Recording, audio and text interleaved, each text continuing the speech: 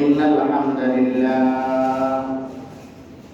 نحمده ونستعينه ونستغفره ونعوذ بالله من شرور أنفسنا ومن سيئات أعمالنا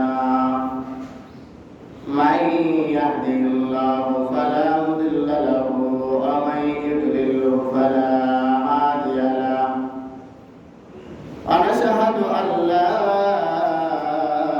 إله إلا الله وحده لا شريك له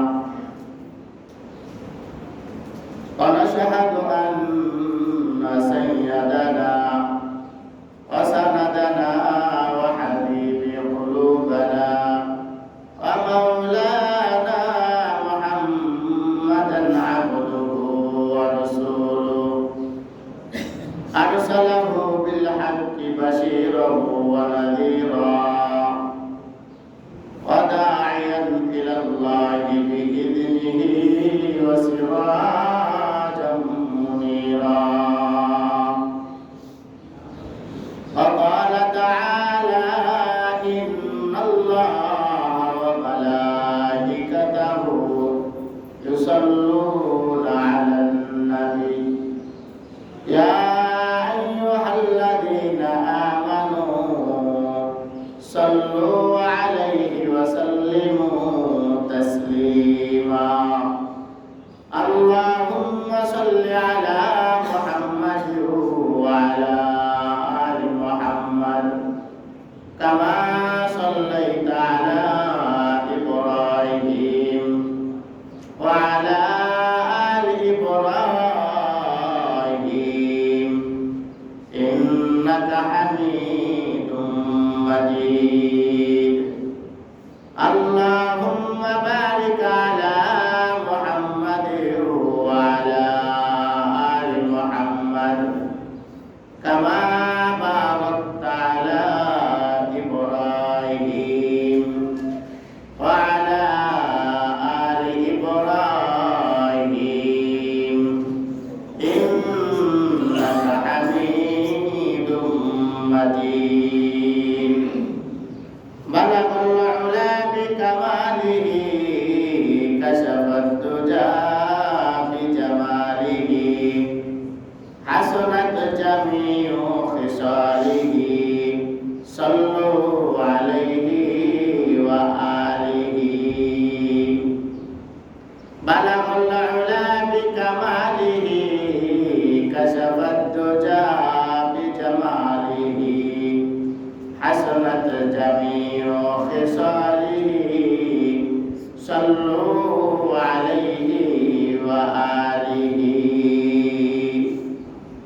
الحمد لله আল্লাহ জাল্লা শাআনহু দরবারে শুকরিয়া যে আল্লাহ জাল্লা শাআনহু আমাকে এবং আপনাদের সকলকে মহব্বত করে ভালোবেসে আল্লাহ রাব্বুল আলামিনের হুকুম জুমার নামাজ আদায় করার জন্য আল্লাহ তাআলার ঘরের মধ্যে আসার এবং বসার কিছু কথা বলার এবং শোনার তৌফিক দান করেছেন।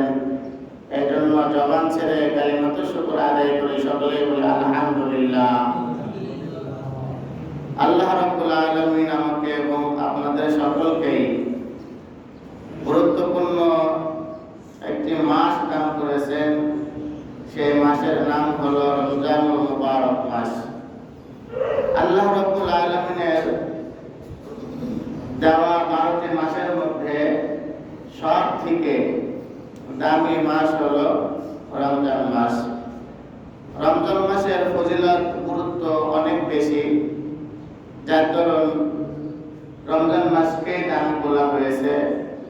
কারণ এমন একটা রাত আছে রমজানুল মুবারক মাসে, যে মাসটা ওই একটা রাত 1000 মাসের থেকে উত্তম। সুবহানাল্লাহ।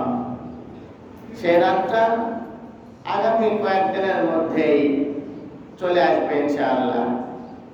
আজকে আমাদের তৃতীয় জুমা, রমজানুল মুবারক মাসের রোজা 16টা অথবা 17টা রোজা হইতেছে।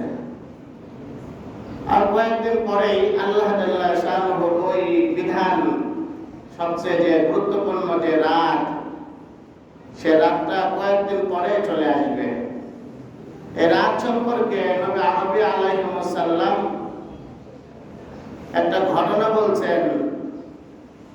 রাসূল সাল্লাল্লাহু আলাইহি ওয়াসাল্লামকে নির্দিষ্ট করে দেওয়া হয়েছিল লাইলাতুল কদরের রজনী, কিন্তু রাসূল সাল্লাল্লাহু আলাইহি ওয়াসাল্লামকে একটা কারণে রাসূল সাল্লাল্লাহু আলাইহি ওয়াসাল্লাম ভুলে গিয়েছেন, আল্লাহ ভুলায় দিয়েছে। ঘটনাটা পরে বলবো, আগে আল্লাহ তাআলার যে শান ও মর্যাদা, যে শকর, সেই দিকেই আবার একটু চাইতেছি যে আল্লাহ তাআলা শানুহু আমাকে আপনাকে এত ভালোবাসেন, মহব্বত করেন, স্বাধীনভাবে আমি আপনি বসবাস করতে পারি মুসলমান হিসাবে। ঠিক কিনা বলেন? দলগত ভাবে না, মুসলমান হিসাবে স্বাধীনভাবে আমরা বসবাস করতে পারি। যেমন আমি আপনি নামাজ পড়তেছি, তারাবি নামাজ, যে কোনো নামাজ, এই নামাজের জন্য, নামাজের পরে কোনো মানুষ কি আমাকে আপনাকে এই পর্যন্ত মেরেছে? কেউ কি মেরেছে? আমাদেরকে মেরেছে? কেউ মারে নাই। কেউ কি আমাদেরকে গালি দিয়েছে? কেউ গালি দেয় নাই। কেউ কি দাড়ি রাখার জন্য দাড়ি ধরে টান দিয়েছে? টান দেয় নাই। কেউ কি নামাজ পড়ার জন্য প্রশাসনিকভাবে আমাদের উপরে হামলা করেছে?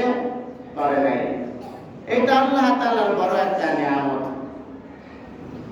গত সপ্তাহের মধ্যে একটা ভিডিও দেখলাম, ভারতবর্ষের একটা ভিডিও। মুসলমান নামাজ পড়তেছে আর তারা তাদের বাদ্যযন্ত্র নিয়ে যে তারা তাদের কাজ করতেছে। তাহলে তাদের কি অবস্থা? ওপেন মসজিদের মধ্যে ঢুকে, মসজিদের ভিতরে তারা যে তাদের বিবাহের সময় যে ব্যান্ড পার্টি বলা হয়, ওই ব্যান্ড পার্টি নিয়ে গিয়েছে এত বড়, যে তাদের কে বলে বাঁশি, তারপরে যে ঢোল, এক কথা যেটা বিকট আওয়াজ হয়, ওদের যে কালচার, ওদের পূজার সময় যে কালচারগুলো করা হয়, সেইগুলো মসজিদের মধ্যে করছে। দেখে চিন্তা করলাম যে রোজা রমজান মাস, আমরা কত স্বাধীনভাবে নামাজ পড়ছি, আর আমার আপনার মতন মুসলমান ভাই থাকে হিন্দুদের মধ্যে, হিন্দু রাষ্ট্রের মধ্যে, তাদের নামাজের কত প্রবলেম, কত সমস্যা।